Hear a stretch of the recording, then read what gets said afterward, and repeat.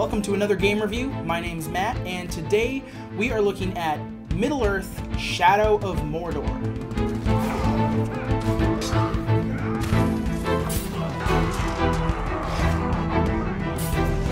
Middle-earth: Shadow of Mordor is a third-person open-world action game based on J.R.R. Tolkien's famous fantasy realm of, well, Middle-earth. Developed by Monolith Productions and Behavior Interactive, many of its design elements and mechanics are derivative of games like Assassin's Creed and Batman: Arkham Asylum. It does, however, bring some of its own ideas and executes on them fairly well. Allow me to introduce to you our main characters, Talion, your average white male protagonist, and Celebrimbor, your elvish white male protagonist. These two have been cursed. What kind of curse? Well, apparently the kind of curse that turns you into an immortal warrior with otherworldly skills and powers. Imagine Aragorn, infused with all the skill and precision of Legolas, and then trained in the ways of the Jedi, and then dropped into the movie 300, except it's also a buddy cop comedy with no jokes. Of course, being a total badass doesn't necessarily mean you're interesting. I'm not the biggest Lord of the Rings fanboy, but I do enjoy that world's specific brand of fantasy. The Black Hand of Sauron. That being said, Middle-earth: Shadow of Mordor doesn't move me in the way Peter Jackson's original trilogy did. Even with an appearance from Gollum, it doesn't quite feel like the Middle-earth I've enjoyed in the past. If you're mostly interested in the story elements, you could be disappointed. But that doesn't mean there aren't other reasons to play this game. In terms of gameplay, traversal and stealth reminiscent of Assassin's Creed and Uncharted are key components. Like those games, you'll run, jump, climb, and sneak. Unlike those games, however, Shadow of Mordor doesn't allow you to fall to your death. While that might sound like the experience is being dumbed down, I found it to be refreshing since it allows you to focus on the main thing you'll spend your effort on: combat. I don't know about you, but I am really tired of doing this in my video games. Now, if this looks a lot like the combat from Batman: Arkham Asylum, it's because it is. There are actually abilities and upgrades lifted directly from Rocksteady's 2009 action title. But maybe that shouldn't be a surprise since both of these games were published by Warner Bros. Interactive Entertainment. That might sound like a complaint, but actually, those combat mechanics just work, and I'm not at all sad to see them appear here, especially when the animations are as fluid and savage as these.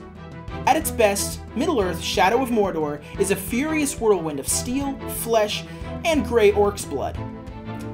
If you ask me, the combat is really the main attraction here.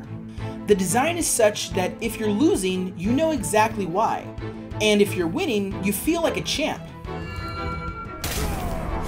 That's just good design. Of course, the comparison to the Batman games of the last few years is unavoidable. The Batman games feature a precise moment-by-moment input-output design where the player must continually watch the battlefield and decide to either attack, counterattack, dodge, etc. in order to build up a combat multiplier. Shadow of Mordor's combat uses the same concept, but with a more forgiving rhythm. You can linger a second or two between actions and not lose your combat multiplier. In Batman, the moment the string of actions is not continued, you lose the advantages granted by the multiplier. Overall, I really enjoy the combat. At times, the rush of blades and clashing weapons is mesmerizing thanks to the fluid nature of the animations. It's vital to realize if you're in a battle that you can win, or if retreat is the correct choice. One of Shadow of Mordor's strengths is the way it scales these battles from a skirmish between a few Uruk grunts to a full-out clash with literally dozens of bloodthirsty baddies ready to claim a promotion from your death. And that's not a figurative expression. When an enemy kills you, even if they're just a foot soldier with no title, they are rewarded, promoted, and become stronger than before. This is where Shadow of Mordor's original ideas kick in. Instead of simply restarting at a checkpoint to try again after dying, Talion is reincarnated due to reasons. Don't question it. During this brief period, events take place in Middle-earth that affect the political position of the various Uruk captains and war chiefs. The game generates each horde leader with different personality traits that affect their relationships with each other. Some captains come to each other's aid in battle, while others will challenge one another for higher positions in the army hierarchy. The higher the rank of the Uruk leader, the more difficult they can be to kill. This is where intel comes in. Keep your eye out for grunts with crucial information. Celebrimbor has the ability to steal information from their minds, revealing the strengths and weaknesses of an Uruk leader. One leader might excel in hand-to-hand combat but be susceptible to a stealth assassination, or maybe he goes into a rage when attacked with fire but runs in fear if attacked by a beast. Learning exactly how to approach a target is extremely important.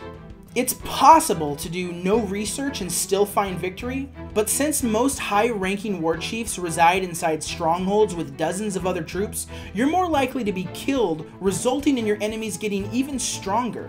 Call it Dark Souls syndrome. Relying solely on your combat skill is a bad idea. Come prepared to these showdowns with the right info and you'll have much more success. If you're going to take on a war chief, find out which captains support him and take them out first. This will make the war chief an easier target. These showdowns are made even more awesome by the choruses of unique chants that accompany some of these elite enemies.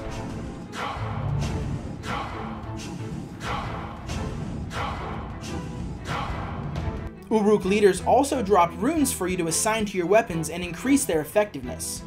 Later in the game, you'll even be able to influence certain Uruk leaders and use them against each other. Okay, so I find all of this very compelling. The combat, the war chiefs, it's awesome. However, there's a lot more content here that, to be honest, sort of clutters the experience. Being an open world game, Shadow of Mordor is rife with arbitrary collectibles and various currencies to spend on different abilities and upgrades.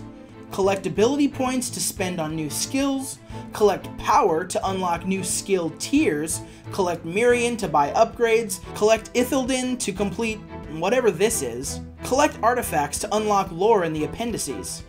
I guess it wouldn't be a true Lord of the Rings game without appendices. Even most of the runes dropped by the Horde leaders aren't very useful, and you'll just end up breaking them down into Mirian to spend on things that are actually useful. If you're looking for a wall of pure content, this is your thing. My problem with this is that none of these tasks are very fun or particularly challenging. It all kind of falls into a simple routine. You climb towers to find the locations of everything, you go to those locations and use detective mode or eagle vision or whatever it's called these days to pinpoint the items.